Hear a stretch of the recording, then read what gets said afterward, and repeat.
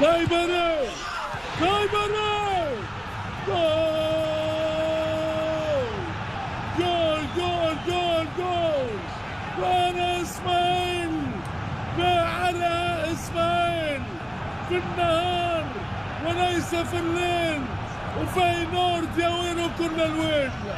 هذا في قلب الكوب ستاديوم يفتتح التسجيل عن طريق الموهبة المغربية اسماعيل السايبري.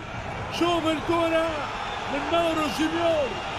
اسماعيل لم يكن متسلل، والسايبري يغارد وترابيه ويغير الكرة في الاتجاه المعاكس، والتسعير دقيقة في الكرة بالزاوية 90.